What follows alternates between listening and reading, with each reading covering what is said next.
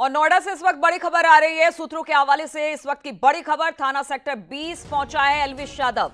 देर रात थाना सेक्टर 20 पहुंचा एल्विश। रात करीब 2 बजे थाने पहुंचा एल्विश। एल्विश से 2 घंटे तक पूछताछ हुई है। पुलिस ने भेजा था एल्विश को नोटिस, एल्विश को दोबारा फिर बुलाया जा सकता है।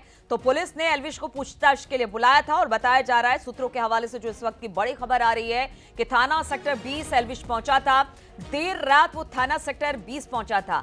रात के करीब 2 बजे के आसपास थाने पहुंचा था एल्विश। 2 घंटे तक बताया जा रहा है कि उससे पूछताछ हुई है और पुलिस ने पूछताछ में बहुत सारे सवाल उससे पूछे इस पूरे मामले को लेकर। जिस तरह से लगातार सप्लाई किया जाता था, इस तरह से पार्टियों में ड्रग्स, उसको लेकर। और बताया जा रहा है कि अब फिर से एक बार एल्विश को बुलाया जा सकता है दोबारा पूछताछ करने के लिए।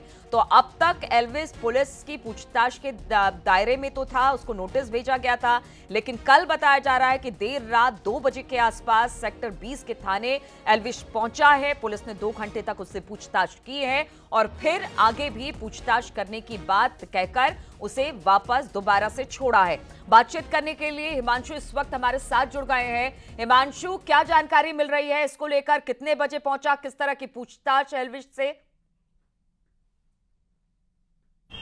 देखिए, जाहिर तौर पे एक बड़ी खबर सामने आ रही है और जिस तरीके से एल्विश को नोटिस भेजा गया था, उस पूरे मामले में एल्विश रात में देर रात इसी थाने में पहुंचा था और आपको बता दें कि करीब 2 घंटे से ज्यादा पूछताछ की गई है। इस पूरे समय पे पुलिस के सीनियर अफसर भी मौजूद रहे और जिस तरीके से हम लोगों ने देखा कि नोटिस इशू हुआ, नोटिस इशू होने के 24 घंटे के अंदर एल्विश थाने पहुंचा था। हालांकि मीडिया से बचने के लिए देर रात का वक्त ये यहाँ पर पहुंचा है और करीब 2 घंटे से ज्यादा पूछताछ हुई। लगातार एल्विश को लेकर तफ्तीश तेज कर दी गई। जिस तरीके से उसका कनेक्शन की बात सामने आ रही थी, उस कड़ी को जोड़ने के लिए एल्विश यहाँ देर रात पहुंचा और पुलिस ने पूछताछ की है।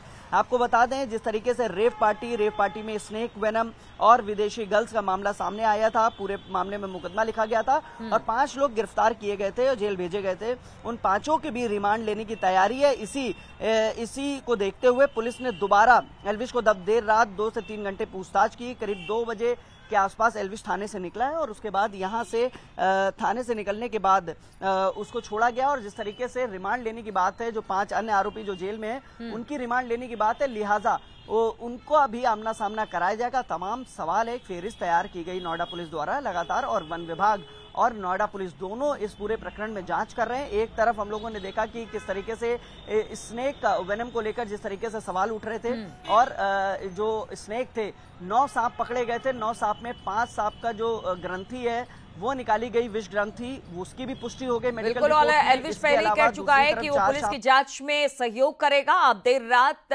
2 बजे के आसपास सेक्टर 20 के थाने पहुंचा है, जहां पर उसे पूछताछ हुई है और दोबारा पूछताछ के लिए बुलाने की बात भी पुलिस कह रही है। अब देखना होगा किस तरह की पूछताछ में क्या कुछ बातें निकलकर एल्विश से सामने आई है जब पुलिस ने इससे पूछताछ की है। बहुत बहुत शुक्रिया आपका हिमांशु, जानकारी देने के लिए। रुकेंगे छोटे से ब्रेक के लिए।